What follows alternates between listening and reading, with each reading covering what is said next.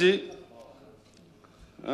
माननीय मुख्यमंत्री जी ने 21 मार्च 2026 को वर्ष 2026-27 का बजट अनुमान प्रस्तुत किया है। मैं इसका विरोध करने के लिए खड़ा हुआ हूं और क्यों विरोध कर रहा हूं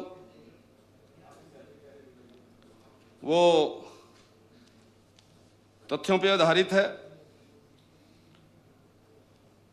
सुकृता बजट महंगाई के दौर में पीछे की चाल।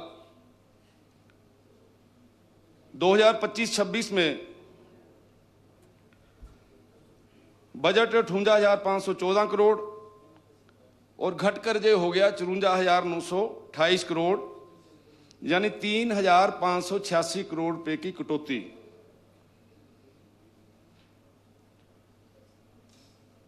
बजट उल्टा सुकड़ता जा रहा है और माननीय मुख्यमंत्री इसे व्यवस्था परिवर्तन कहते हैं। लेकिन रोटी छोटी करके आप डाइट प्लान कहना सुधार नहीं है या मजबूरी है। अगर कोई घर वाला कम खाना लगे तो ये पड़ोसी बोलते हैं कि बेचारा तंगी में है। कोई उसे लाइफस्टाइल चेंज नहीं बोलता। ये बजट तंगी है और ये कविताओं की चादर में लपेटकर इसको पेश किया गया है। तंगी को बार बार बोला जाता है कि हमारा प्रदेश 90,000 करोड़ इकोलॉजिकल सर्विसेज की बात करते हैं। जंगल कार्बन सोखते हैं, नदियां उत्तर भारत को पानी देती हैं, हमें ग्रीन बोनस मिलना चाहिए। लेकिन मैं माननीय अध्यक्ष जी आपके माध्यम से इस सरकार से पूछना चाहता हूं कि पिछले 3 साल में ये जो 90,000 करोड़ की संपत्तियों की बात कहते हैं उसमें से क्या कभी 1% भी बनाने की कोशिश की है? क्या कभी कोई राज्य स्तरीय कार्बन क्रेडिट ट्रेनिंग हुई है? नहीं हुई है। कोई ग्रीन बॉन्ड जारी किया है? नहीं किया है। नीति आयोग का कोई पारिस्थितिक मुआवजा फ्रेमवर्क भेजा है? नहीं भेजा है। अंतर्राष्ट्रीय जलवायु वित्त का कोई प्रयास किया है? नहीं किया है। Indian institute of forest management में स्टडी कराई? अगर कराई है तो वो फाइलों में दबी है। ये तो मैं कह सकता हूं कि सोने की खदान है हमारे पास और उसके बैठ पे गालिब जो है वो पढ़ने लगते हैं। ये शासन नहीं है, ये प्रकृति के नाम शिकायत चिट्ठी है। राजस्व घाटा जो है वो 6,577 करोड़, यानी राजस्व प्राप्ति 40,361 करोड़ और खर्चा है 46,938 करोड़ और घाटा है 6,577 करोड़। और हालात ये हैं कि बिना उधार के कुछ नहीं चल सकता। और अब तो प्रॉब्लम ये आ गई है कि हम उधार ले भी लें तब भी हमारा गुजारा नहीं होता। और माननीय मुख्यमंत्री जी ने अपने भाषण में डेब्ट ट्रैप की बात की है कि जो कर्ज की वापसी है और जो ब्याज है अब सालाना उधार की सीमा से ज्यादा हो गया है। मतलब कर्ज चुकाने के लिए भी पूरा कर्ज जो है वो हमें नहीं मिल रहा। हम इस बजट में बाहर निकलने के लिए कौन सी ठोस योजना है इसके बारे में कुछ नहीं बताया। बीमारी तो बता दी, दवाई कहां है? ये तो वो हाल है कि जैसे किसी मरीज को कहा डॉक्टर ने कि तेरे को जानलेवा बीमारी है और जिस समय उसने कहा इसका इलाज क्या है तो डॉक्टर साहब ने शेर सुना दिया आगे से। शेर सुनाने से थोड़ा ठीक होगा जी। शेर सुनाने से ठीक होने वाली नहीं है ये बीमारी। ये बीमारी आप लोगों ने अपने आप तैयार की है। आपने सरकार में आने के लिए हिमाचल प्रदेश की भोली भाली जनता को गारंटियों के नाम पर ठगने का काम किया है। उस समय आपको याद नहीं आया जिस समय आप ये बात कहते थे कि 1500 महिलाओं के लिए, हर महिला को पहली कैबिनेट की पहली मीटिंग में 5 लाख नौकरियां, 1 साल में 1 लाख, 5 साल में 5 लाख, तब आपको नजर नहीं आया? प्लीज आप राम कुमार जी ना लो पंगा, मैं जाना नहीं है बद्दी वाले पासे, मैनू इधर करन दिओ गल। जे मैं इधर आया फिर तुसी उठ जाना, खड़े हो जाना, फिर तुसी नाराज होना मेरे नाल। हाँ, ना करो पंगे, ना लो तुसी, हैं प्लीज। हाँ। तो शेर सुना के बीमारी का इलाज नहीं हो सकता, और ये बीमारियां हम सब लोगों ने अपने आप पैदा की हैं। आज 1905 में भूकंप आया, 2023 के अंदर इतनी तबाही हुई, महामारी आई। पहली बार कोई सरकार, भारत में पहली बार कोई सरकार ऐसी है हिमाचल प्रदेश के अंदर जो तनख्वाह रोक रही है। माननीय मुख्यमंत्री जी कहते 50% मेरा, मंत्री कहते 30% हमारा, विधायकों को भी 20% के ऊपर लगा दिया चूना, और ग्रुप ए के अफसरों को भी 3%। माननीय अध्यक्ष महोदय, अब हमें बताइए, माननीय मुख्यमंत्री जी तो चाहे 100% ना लें, गड्डी सरकारी, मकान सरकारी, रोटी सरकारी, आपको तो कुछ भी ना मिले तब भी कोई बात नहीं है, लेकिन आपने जो किया है वो ठीक नहीं किया। वो ठीक आपने इसलिए नहीं किया है क्योंकि आर्टिकल 300A संपत्ति का अधिकार, सुप्रीम कोर्ट और हाई कोर्ट के फैसले ने यह स्पष्ट किया है कि अर्न सैलरी, पेंशन संपत्ति का अधिकार है, इसे किसी व्यक्ति के कानून के अधिकार के बिना नहीं छीना जा सकता। आजीविका का अधिकार, आर्टिकल 21, वेतन का स्थगन आजीविका के अधिकार का उल्लंघन माना जाता है। वित्तीय आपातकाल, हाँ, अनुच्छेद 360, वित्तीय आपातकाल के दौरान ही राष्ट्रपति को राज्यों को वेतन और भत्ते कम करने का निर्देश देने की विशेष शक्ति होती है। आपने कौन सी शक्ति का प्रयोग किया? आपने तो कॉन्स्टिट्यूशन का उल्लंघन किया है। आप किस कैपेसिटी के अंदर इन सारी चीजों का ऐलान कर रहे हैं? यह हो नहीं सकता, और ये कॉन्स्टिट्यूशन की शरेआम वायलेशन है।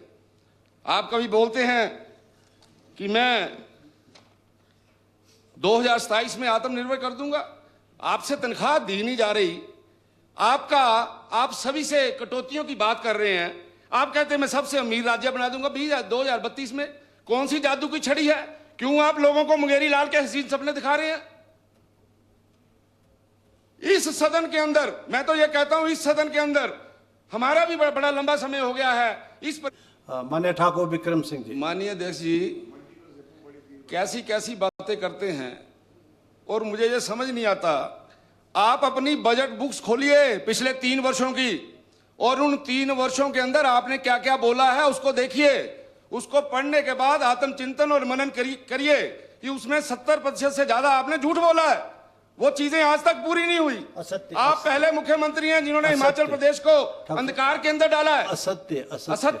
आप पहले मुख्यमंत्री हैं जिन्होंने बजट के अंदर 3,586 करोड़ रुपए की कटौती की है। आप पहले मुख्यमंत्री हैं जिन्होंने सैलरी के ऊपर कटौती की है। आप पहले मुख्यमंत्री हैं जिनके समय में अपनी ही पार्टी के 6 विधायक भाग गए। आप पहले मुख्यमंत्री हैं जिनके कार्यकाल के अंदर अपने ही मेजोरिटी होने के बावजूद राज्यसभा की सीट आप लोगों ने हारी है। ये आपके कुप्रबंधन के कारण है, ये नालायकी के कारण है। नालायकी ठीक है शब्द। आप एक ना डिक्शनरी भी जारी करो जिसमें ये लगे कि बोलना क्या और क्या नहीं बोलना। ये ना समझी। और ये कहा जा रहा है कि, हाँ जी, अवेश नहीं है, स्टाइल है। हाँ। माननीय मुख्यमंत्री जी, ये जो सैलरियां कम होगी इसको त्याग कह रहे हैं। जब जेब खाली होती है और कोई चारा नहीं होता, उसे त्याग नहीं कहते, उसे मजबूरी कहते हैं। और जो सरकार अपने कर्मचारियों को तनख्वाह नहीं दे पा रही, वो बोल रही है 3,349 करोड़ का हवाई अड्डा और 609 करोड़ रुपए का चिड़ियाघर। ये कहां से आएगा भाई? सवाल ये है कि त्याग ये नहीं है, सवाल ये है कि ये पूर्ण आर्थिक आपातकाल की शुरुआत तो नहीं है। माननीय अध्यक्ष महोदय, अभी बजट के अंदर लिखा है 500 करोड़ रुपए अधूरे कार्यों के लिए। भैया पिछली बार भी फिगर थी, इस बार भी फिगर है। आप पिछले 3 वर्षों से क्या कर रहे हैं? आपको ये पता ही नहीं चल रहा कि इतने अधूरे हैं, इनको पूरा करना है। पिछली बार आपने 1,000 करोड़ की बात की थी। अगर आपने 1,000 करोड़ की बात की थी तो आपको उसकी परफॉर्मेंस भी इसमें रिफ्लेक्ट करनी चाहिए थी कि इतना काम हुआ है। लेकिन आप झूठ बोलना है, जो मैं बोलता हूं कि आप असत्य बोलते हैं, असत्य बोलते हैं। और ना वो 1,000 आया, ना जो 500 आएगा। और आपने 23, 24, 25 में क्या करते रहे आप? उस समय चौथे बजट में आपको पता चला कि अधूरे अस्पताल हैं, टूटी सड़कें हैं। और ये 500 करोड़ जो है ये कोई समाधान नहीं है, ये 3 साल के प्रशासनिक लकवे का लिखित करार है। और आपने पहले भी ऐसा बोला, अब भी आप ऐसा बोल रहे हैं। आप बोलते हैं भाई आदरणीय श्री जयराम ठाकुर जी, और आप बोलते हैं बड़े उसमें मैं बड़ी इज्जत मान करता हूं, और करते भी हैं, कोई दो राय नहीं है। अब मुझे पता है हम सबको आप मिले हुए हैं, कोई दो राय नहीं है। लेकिन बोलते हैं आप कि बड़ा इन्होंने जी 1,000 करोड़ रुपए के खाली भवन छोड़ दिए। भैया खाली भवन छोड़ दिए, आपको 3 वर्षों में याद नहीं आया? चौथे बजट के अंदर आपको याद आ रहा है? आपने इसका समाधान कोई नहीं ढूंढा। आपने चाहे तो जो किसी विभागों को ट्रांसफर कर देते, कोई एनजीओ गोद ले लेते। आप 3 साल से सत्ता में हैं, इसमें आपको कोई ध्यान नहीं आया। और अगर ये 3 वर्षों से खाली हैं तो इसका जिम्मेदार कौन है? उसका प्रयोग आपने नहीं किया।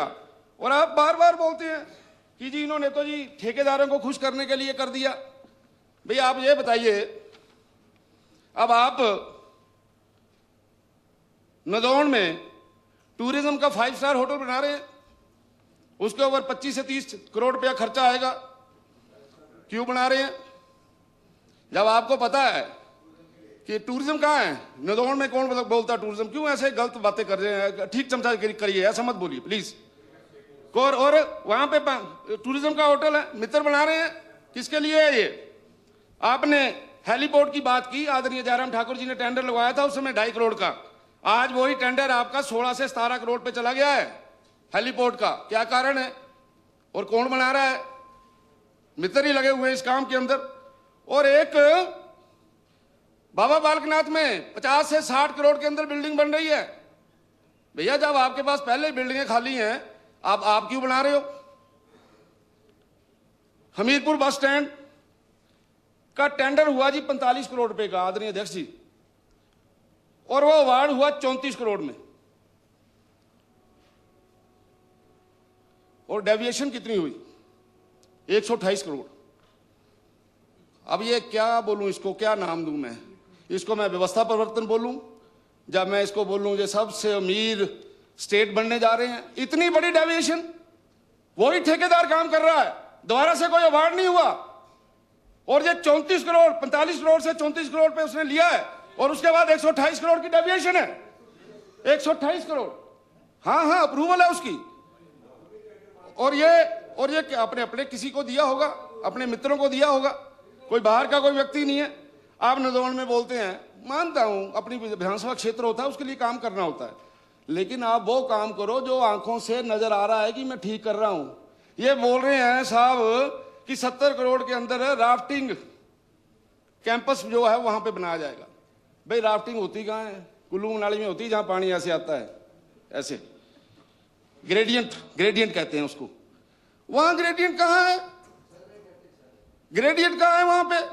ये जो मैं आपको इतनी बातें बोल रहा हूं, ये या तो भ्रष्टाचार है, या भाई भतीजावाद है, या मित्रों को खुश करने की कला है। इसलिए बोलना कुछ, करना कुछ, बताना कुछ। मैं इसको आत्मनिर्भर बना दूंगा। ऐसे बनेगा आत्मनिर्भर? 128 करोड़ रुपए की डेविएशन, इससे बनेगा आत्मनिर्भर? और आपके अभी तो 15 मिनट हुए हैं। और आज ये मैं भी आपके भाषण में बह गया, समय हो गया। 1 मिनट जरा बैठे आप, 1 मिनट बैठे। अभी आप विक्रम जी कितना समय लेंगे? 10-12 मिनट। और माननीय मुख्यमंत्री जी अब उत्तर देंगे, तो अब इस माननीय सदन की बैठक 6:15 बजे तक बढ़ाई जाती है। 12 मिनट मीन्स 12।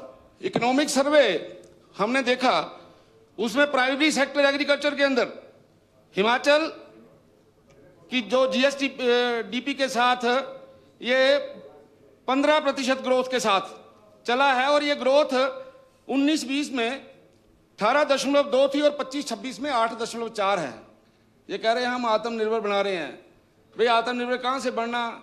आदमी डोलू लेके दूध देने के लिए खड़ा हुआ है, दूध डाला है कहां? दूध वाला जो बड़ा भांडा है वो तो भर गया है।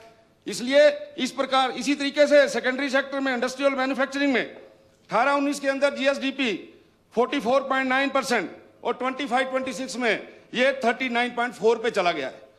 आपका सर्विस सेक्टर 21-22 में 10.2% और 25-26 में जो 8.6% के ऊपर चला गया है। ट्रांसपोर्ट, स्टोरेज एंड कम्युनिकेशन, इस पे भी मैं एक आंकड़ा देना चाहता हूं आपके पास। जिस समय बीजेपी की सरकार की थी तो उस समय बसेस हमारे पास थी 3100, अब कांग्रेस के टाइम में ये रह गई हैं 2823, और जिस समय हमारी सरकार थी तो ई बसेस थी 110, और आज भी ये 110 ही हैं। 3 वर्षों से सुन रहे हैं, 3 वर्षों से बजट के अंदर एक पैरा बड़ा लंबा, इलेक्ट्रिकल बसेज आ रही हैं, इलेक्ट्रिकल बसेज आ रही हैं, ग्रीन कर दूंगा, हरा कर दूंगा। कहां है वो? और वो कहां है ये सारी चीजें? इसलिए जो शब्द आपने खड़े होके बोले माननीय अध्यक्ष जी के सामने कि मुझे ये बताओ कि मेरा एक झूठ है, आपका इतने झूठ है कि किताब भर जाए, किताब लिखनी पड़ेगी उन झूठों के लिए। इसलिए असत्य के लिए, सॉरी ये क्या करूंगा, मेरे को बोला नहीं जाता जी, असत्य सत्य के लिए। और आपकी इलेक्ट्रिकल बसेस वहीं 0 की 0, 3 साल पहले जो आपने बोला था आज भी वही खड़े हैं हम लोग। रियल स्टेट के अंदर बीजेपी के टाइम में जो ग्रोथ थी 10.9% और अभी 6.5%। हिमाचल प्रदेश कौशल विकास निगम में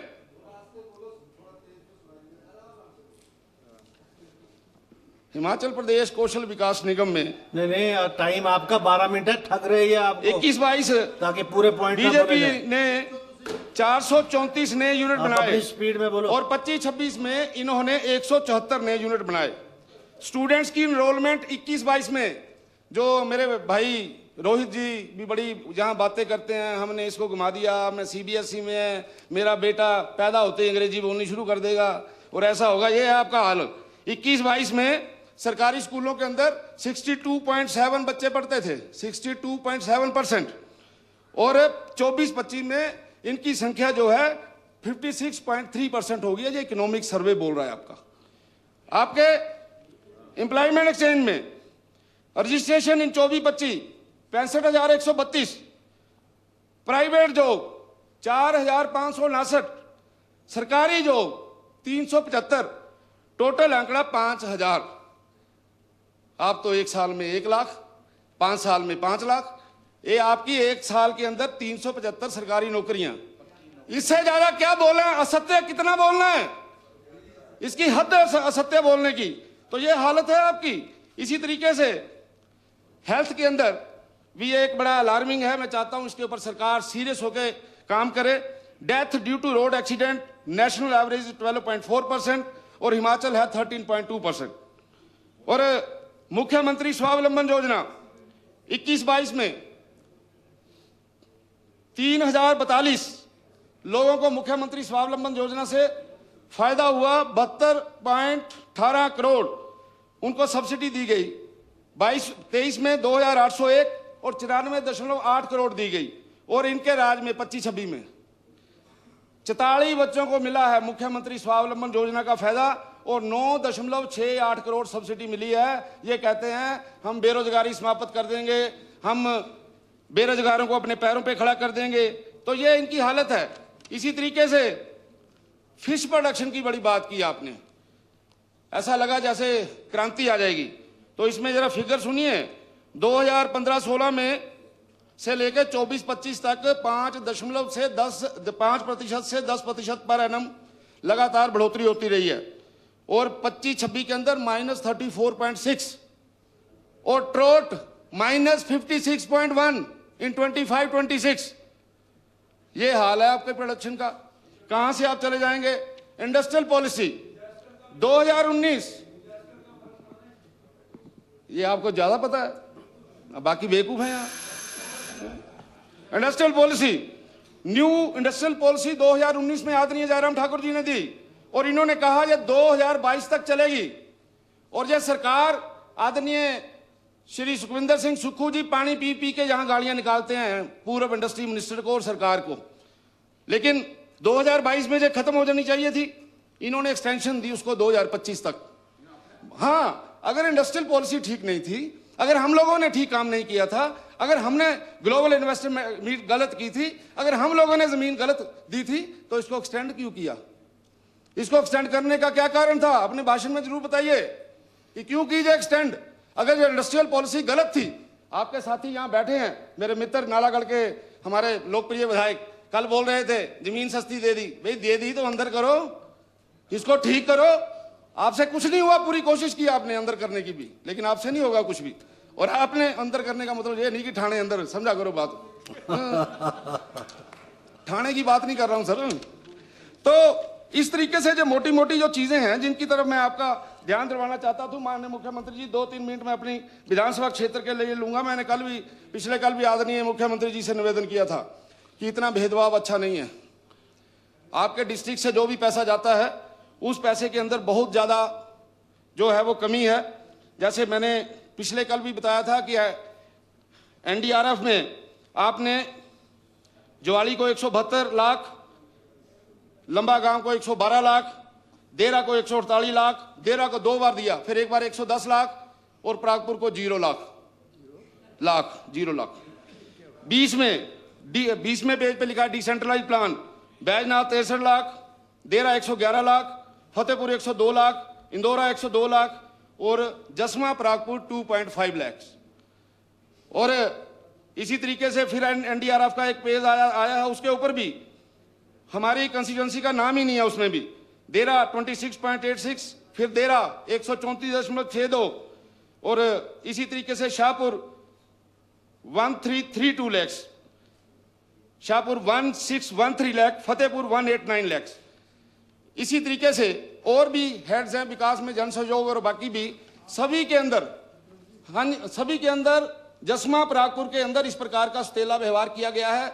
मैं कल भी माननीय सदन में ये बोला है, आज भी बोल रहा हूं, जो अफसर लोग हैं वो अफसर लोग कांग्रेस के एजेंट बन के काम कर रहे हैं।